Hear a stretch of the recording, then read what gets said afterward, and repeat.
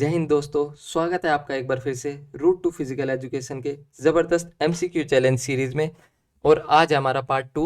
जैसे कि हमने कल ही ये सीरीज़ स्टार्ट करी है, जिसमें कि हम 1500 प्लस एमसीक्यूज़ को टारगेट करेंगे, जो कि जितने भी हमारे फिजिकल एजुकेशन से रिलेटेड कॉम्पिटिटिव एग्जाम्स हैं नेशनल लेवल पे और स्टेट लेवल पे, जैसे कि हमारे UPLT grade, DSSB, HTET, Rajasthan first grade, second grade, third grade, Punjab PTI और बिहार एस्टेट का नोटिफिकेशन भी आ गया है। और उसके लिए भी केवीएस, एनवीएस, सीयूईटी और यूजीसी नेट के लेवल तक के लिए भी हम क्वेश्चंस लेके आएंगे, आगे धीरे धीरे लेवल बढ़ाएंगे। ठीक है, तो चलिए अब स्टार्ट करते हैं बिना कुछ टाइम वेस्ट किए। चलिए तो फर्स्ट क्वेश्चन पर चलते हैं। तो फर्स्ट क्वेश्चन पूछ रहा है, muscle contraction is best explained bye sliding filament theory, fluid Mosaic model, muscle spindle theory, stretch shortening cycle. तो बताइए। सो जो करेक्ट आंसर होगा वो होगा हमारा ए, जो कि है स्लाइडिंग फिलामेंट थ्योरी। अब देखिए, सबसे पहले स्लाइडिंग फिलामेंट थ्योरी से पेपर में काफ़ी ज़्यादा पूछा जाता है कि ये किसने दी थी। ये दी थी हमारी हक्सले ने। कब दी थी? 1954 के अंदर।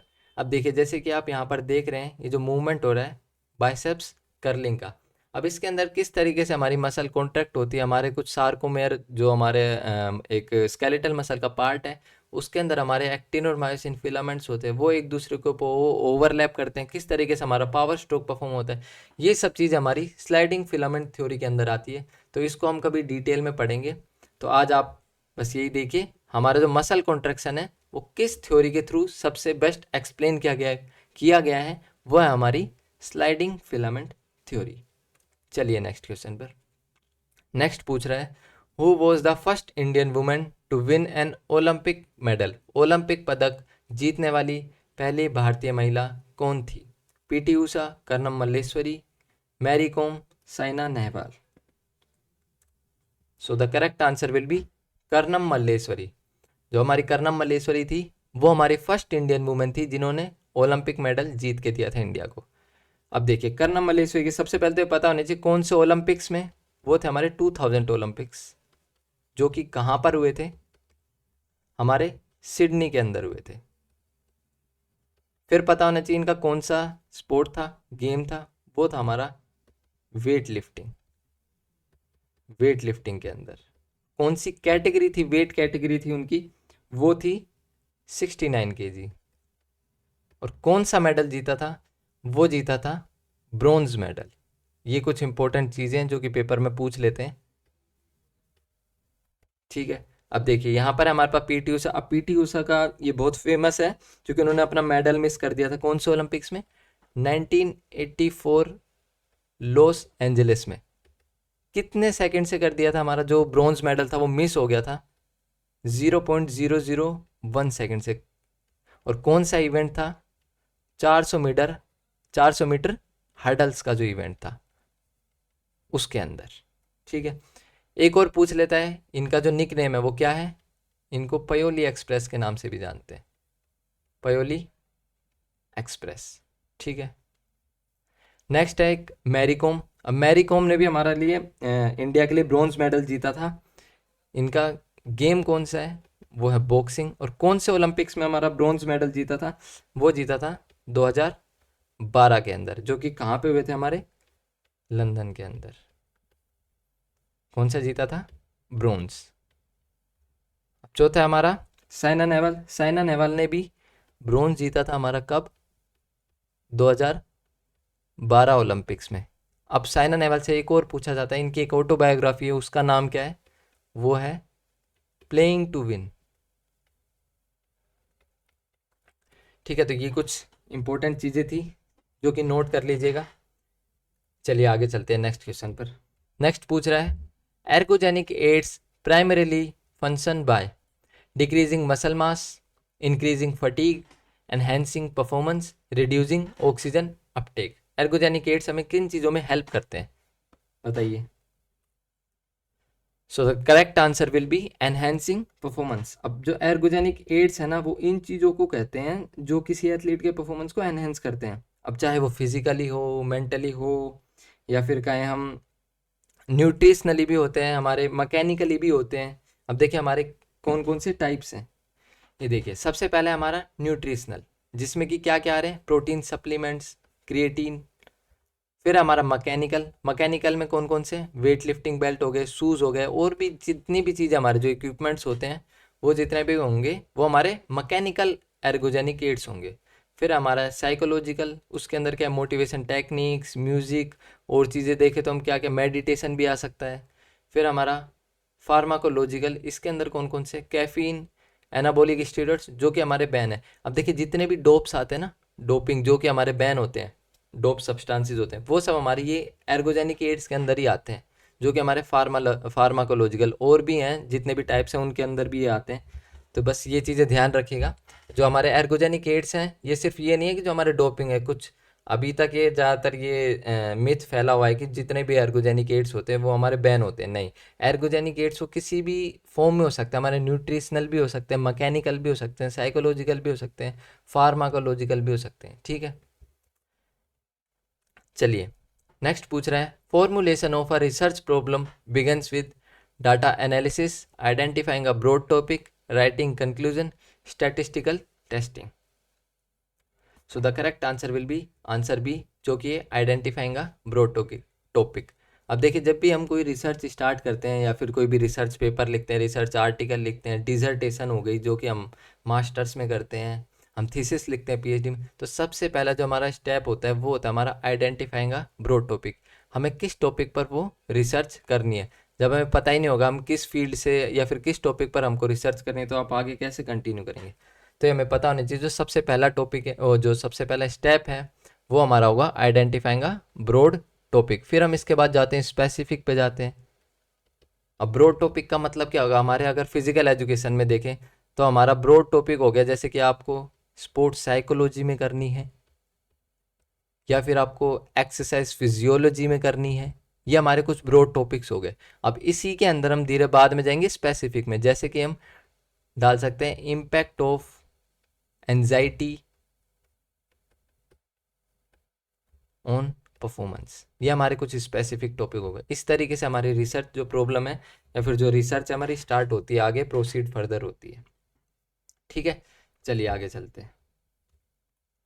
नेक्स्ट पूछ रहा है, the Commonwealth Games were initially common known as Empire Games, Olympic Games, friendly games, peace games. बताइए। सो जो करेक्ट आंसर होगा वो होगा हमारा एम्पायर गेम्स। कॉमनवेल्थ गेम्स को प्रारंभ में एम्पायर गेम्स के नाम से जाना जाता था। अब देखिए एक चीज़ पूछ लेते हैं, कब स्टार्ट हुए थे, क्या हमारे हुए थे 1930 में। कहाँ पे हुए थे, हैमिल्टन में। हैमिल्टन कहाँ पर है हमारा, कनाडा में। ठीक है, अब देखिए हमारे किस किस तरीके से स्टार्ट हुए थे। सबसे पहले हमारा ब्रिटिश एम्पायर गेम्स, सबसे पहले जो हमारे जब स्टार्ट हुए थे 1930 से 1950 तक, इसको ब्रिटिश एम्पायर गेम्स के नाम से जाना जाता था। फिर 1954 से 1966 के बीच में ब्रिटिश एंड कॉमनवेल्थ गेम्स के नाम से जाना जाता था। 1970 से 1974 के बीच में ब्रिटिश कॉमनवेल्थ गेम्स के नाम से जाना जाता था। और 1978 से लेके जो कि अब भी हम बोलते हैं, जो किस नाम से, कॉमनवेल्थ गेम्स है। अब एक ये चीज़ रहती है, कॉमनवेल्थ गेम्स के अंदर कौन कंट्रीज पार्टिसिपेट कर सकते हैं। अब ऐसा थोड़ी है कि जो ओलंपिक्स गेम्स में है जैसे सभी की सभी कंट्री पार्टिसिपेट करते हैं, कोई भी कर सकता है, ऐसे ही कॉमनवेल्थ में कोई नहीं कर सकता है। कॉमनवेल्थ कंट्रीज हैं कुछ, कॉमनवेल्थ कंट्रीज कौन कौन सी हैं, जिन पर हमारे जो ब्रिटिशर्स हैं, ब्रिटिशर्स ने कभी ना कभी रूल किया है, वो सभी के सभी कॉमनवेल्थ फेडरेशन, जो हमारी कॉमनवेल्थ फेडरेशन होती है, कंट्रीज होती है, उनके अंदर आती है। वही कंट्रीज इनमें पार्टिसिपेट कर सकती हैं। समझ आ गया। ठीक है, चलिए नेक्स्ट क्वेश्चन पर। नेक्स्ट पूछ रहा है, anaerobic metabolism primarily occurs in sarcoplasm, mitochondria, Golgi apparatus और nucleus. So the correct answer will B sarcoplasm. अब देखिए जब हम हैवी एक्सरसाइज करते हैं ना, जैसे स्प्रिंटिंग या वेट लिफ्टिंग, तो बॉडी को एनर्जी जल्दी चाहिए होती है, तो उस टाइम पे ऑक्सीजन का वेट नहीं करता, इसलिए हमारी बॉडी एनाबॉलिक जो एनारोबिक मेटाबॉलिज्म है उसके ऊपर काम करती है। तो ये हमारे होता किसके अंदर है, ये जो हमारा एनारोबिक मेटाबॉलिज्म है ये हमारा कहाँ पर होता है, ये होता है हमारा सार्कोप्लाज्म के अंदर। अब ऐसे ही एक क्वेश्चन पूछ लेता है एरोबिक मेटाबॉलिज्म। एरोबिक मेटाबॉलिज्म हमारा कहाँ पर होता है? वो होता है हमारा माइटोकॉन्ड्रिया, या फिर पेपर में ज़्यादातर पूछता है एरोबिक रेस्पिरेशन। माइटोकॉन्ड्रिया में ही हमारा एटीपी का प्रोडक्शन भी होता है।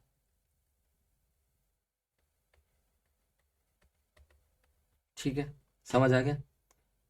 और सार्कोप्लाज्म हमारा देखे तो क्या है, देखिए यहाँ पर आप देख सकते हैं, ये हमारे मसल्स के अंदर एक फ्लूइड पार्ट होता है, जैसे कि साइटोप्लाज्म होता है ना हमारे सेल में, ये भी एक सेल ही है, मसल सेल। तो यहाँ पर इसको क्या नाम दे दिया है, यहाँ पर इसको सार्कोप्लाज्म नाम दे दिया है।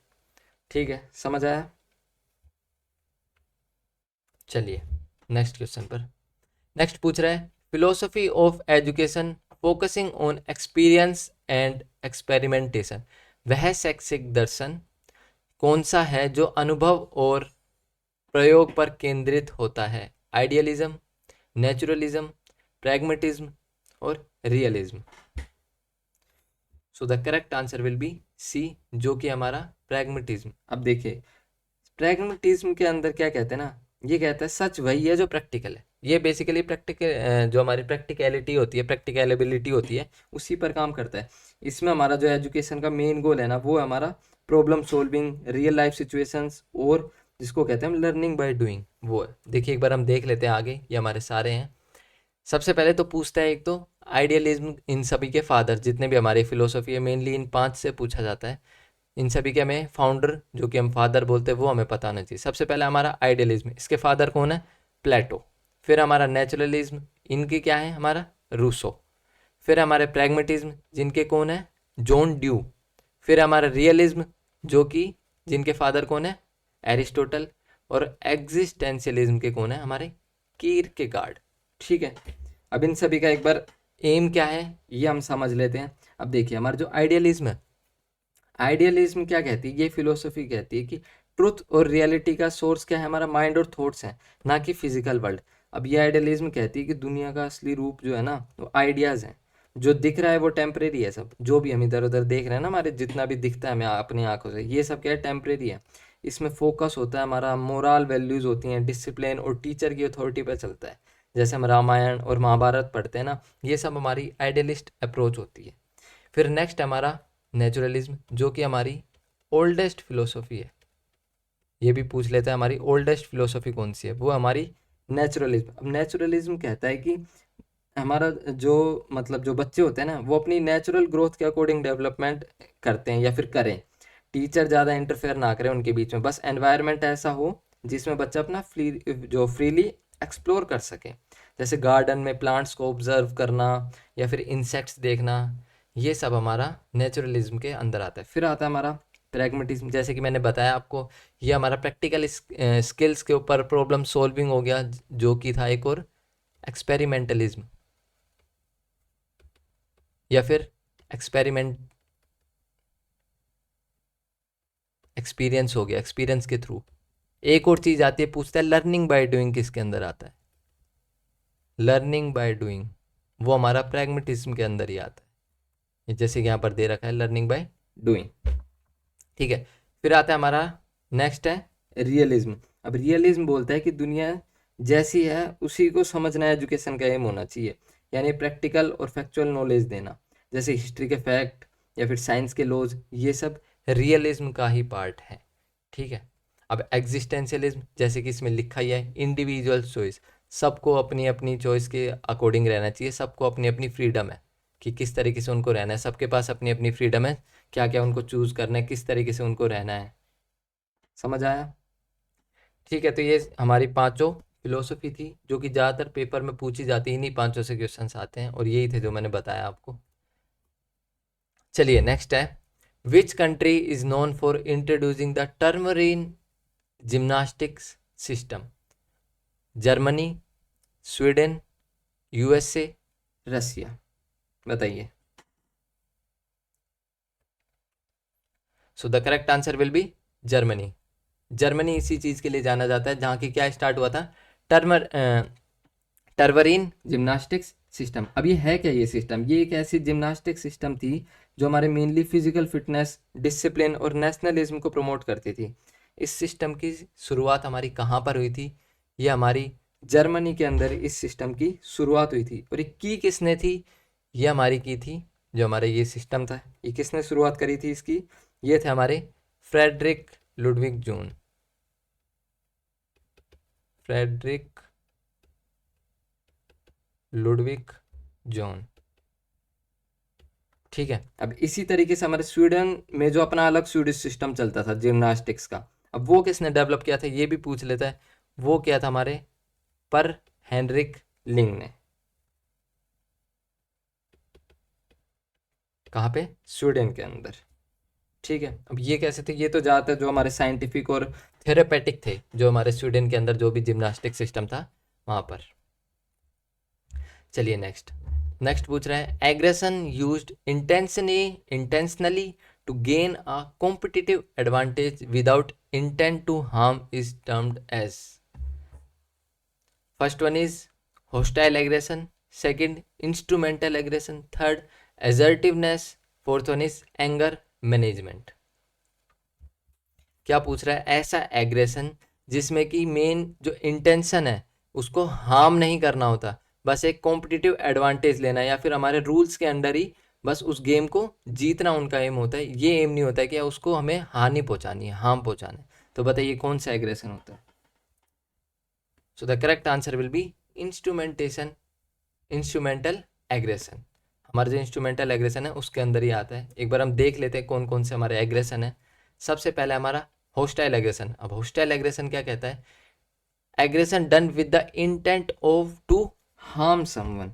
इसमें क्या रहता है? होस्टाइल एग्रेशन वो होती है जिसमें प्लेयर या किसी पर्सन का मेन मकसद होता है सामने वाले को चोट पहुंचाना, चाहे वो फिजिकली हो या इमोशनली हो। अब इसमें गुस्सा और बदले का इमोशन होता है ज़्यादातर। जैसे किसी ने फाउल किया दूसरे प्लेयर को, जानबूझकर कर दिया, उसे धक्का दे दे या मार दे, तो ये होस्टाइल एग्रेशन हो गया। अब नेक्स्ट है हमारा instrumental aggression, to achieve a goal not to harm. ये हमारी की टर्म है, इसका ध्यान रखिएगा, नोट टू हार्म। अब इसमें क्या होता है? प्लेयर हमारा एग्रेशन दिखाता है लेकिन किसी को हर्ट करने के लिए नहीं, बल्कि गेम में एडवांटेज लेने के लिए। ठीक है, अब थर्ड आता है कि हमारी कैटेगरी आती है असर्टिवनेस। बेसिकली पेपर में काफ़ी पूछ लेता है। अब इसके अंदर क्या होता है? इसका मतलब होता है कॉन्फिडेंट और स्ट्रॉन्ग होना, बिना किसी के अगेंस्ट एग्रेसिव या रूड। ये बेसिकली जो हमारे रूल्स हैं, रूल्स को प्रॉपरली फॉलो करते हैं, ये हमारा असर्टिवनेस होता है। बस ये ध्यान रखिएगा। ठीक है, चलिए नेक्स्ट है, which country won the most gold medals in the first modern Olympic games, जो कि हमारे 1896 में हुए थे? Germany, Greece, France, USA.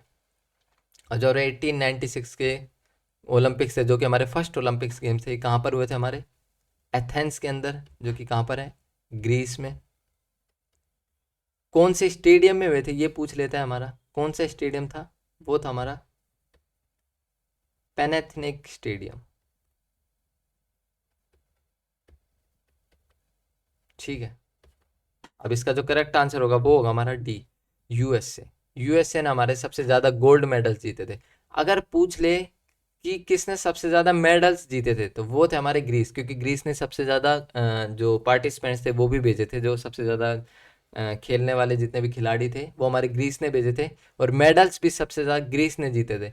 लेकिन जो गोल्ड मेडल थे वो हमारे यूएसए ने सबसे ज़्यादा जीते थे। ठीक है, चलिए आगे। नेक्स्ट है, kyphosis refers to an exaggerated curvature of the cervical spine, lumbar spine, thoracic spine, pelvic girdle। So the correct answer will be thoracic spine। अब देखिए ये हमारे वो हैं पोस्चरल डिफॉर्मिटीज जो कि हमारे स्पाइन में होते हैं। अब जो एक काइफोसिस है, काइफोसिस क्या होता है? जब हमारे अपर बैक यानी जो थोरेसिक रीजन है वो हमारा बहुत ज़्यादा बाहर की तरफ आ जाता है, बाहर की तरफ निकल आता है, तो उसे हम काइफोसिस कहते हैं। इसे हम हंच बैक के नाम से भी जानते हैं, अगर हंच बैक पूछ ले इसको हम हंच बैक भी बोलते हैं। फिर आता है हमारा लॉर्डोसिस। अब जब हमारे लोअर बैक यानी कि अगर लंबर बैक आ जाए, लंबर बैक से पूछ ले तो वो हमारा लॉर्डोसिस होगा, और अगर थोरेसिक से पूछ ले तो वो हमारा काइफोसिस होगा। ठीक है, जो हमारा लंबर रीजन है ये हमारा अंदर की तरफ ज़्यादा कर्व हो जाता है, तो उसे कहते हैं हम लॉर्डोसिस। और इसे हम एक और नाम से जानते हैं, अगर पेपर में पूछ ले तो स्वे बैक। तो क्या होगा हमारा? लॉर्डोसिस। अब आता है स्कोलिसिस। स्कोलिसिस में क्या होता है, स्पाइन हमारी साइड से ट्विस्ट हो जाती है, तो इसमें कौन सी शेप बन जाती है, ज़्यादातर एस या फिर सी शेप का कर्व बन जाता है, ये लेफ्ट या राइट साइड में टिल्ट हो जाती है, तो वो हमारा स्कोलियोसिस कहलाता है। ठीक है, चलिए नेक्स्ट है the selection of curriculum content primarily depends on the institution's reputation, age, ability and needs of learners, instructors preference, facilities available.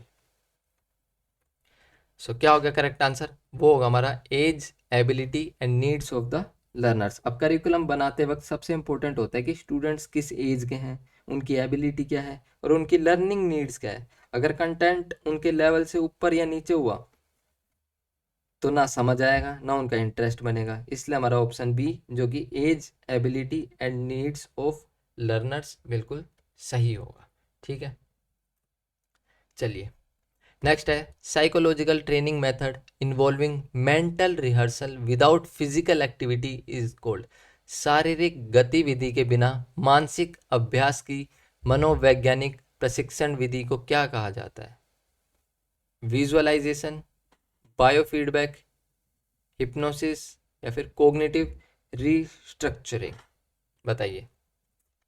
सो जो करेक्ट आंसर होगा वो होगा हमारा विजुअलाइजेशन। अब देखिए विजुअलाइजेशन क्या होता है, जब कोई एथलीट या प्लेयर बिना एक्चुअल फिजिकल मूवमेंट के दिमाग में ही अपने मेंटली प्रैक्टिस करता है, जैसे इमेजिन करना कि वो रेस दौड़ रहा है या फिर गोल मार रहा है, उस टेक्निक को कहते हैं हम विजुअलाइजेशन। इसमें क्या करता है, प्लेयर अपने माइंड में पूरी एक्टिविटी का मेंटल रिहर्सल कर लेता है, जो कि परफॉर्मेंस को इम्प्रूव करने में बहुत मदद करता है हमारे। समझ आया विजुअलाइजेशन, जैसे कि जब रेस स्टार्ट होती है ना तो एथलीट्स एक तरीके से विजुअलाइज कर लेते हैं पहले कि उनको किस तरीके से दौड़ना है, ट्रैक पे कहाँ पे उनको मूवमेंट चेंज करना है, तो वो पूरा विजुअलाइज करते हैं। तो ये एक टेक्निक है, हमारी साइकोलॉजिकल ट्रेनिंग होती है। ठीक है, ये हमारा क्या कहलाता है, विजुअलाइजेशन। एक बार और सभी को भी देख लेते हैं। नेक्स्ट हमारा बायो फीडबैक। बायो फीडबैक क्या है, एक तरीके से मेथड है जो हमारे बॉडी के इंटरनल सिग्नल्स कौन कौन से, जैसे हार्ट रेट हो गया, मसल टेंशन हो गया, इनको कंट्रोल करने के लिए होता है। ये हमारी कोई मेंटल रिहर्सल नहीं है। नेक्स्ट हमारा हिप्नोसिस। हिप्नोसिस तो क्या है, एक ऑल्टर स्टेट ऑफ कॉन्शियसनेस होती है जिसमें हम सजेशन दिए जाते हैं, हमारे विजुअलाइजेशन का पार्ट हो सकता है एक तरीके से, बट ये अलग कॉन्सेप्ट है हमारा, इसको भी समझेंगे हम बाद में, ये काफ़ी क्रिटिकल है। फिर हमारा कोग्निटिव रीस्ट्रक्चरिंग। अब इसके अंदर क्या है, इसमें हम जो भी हमारे माइंड में नेगेटिव थॉट्स चल रहे होते हैं ना, उनको हम पॉजिटिव में कन्वर्ट करते हैं, जो उसका प्रोसेस कहलाता है वो हमारा कोग्निटिव रीस्ट्रक्चरिंग कहलाता है। क्या है, ये काफ़ी इंपॉर्टेंट है। क्या है, जो हमारे जितने भी हमारे नेगेटिव थॉट्स होते हैं उनको हम पॉजिटिव में कन्वर्ट करते हैं, पॉजिटिव थॉट्स में, उसका हमारा जो प्रोसेस है वो हमारा कोग्निटिव रीस्ट्रक्चरिंग कहलाता है। ठीक है, चलिए नेक्स्ट है in which sport is the Ryder Cup awarded, polo, golf, horse riding, cricket. Ryder Cup किस खेल में प्रदान किया जाता है।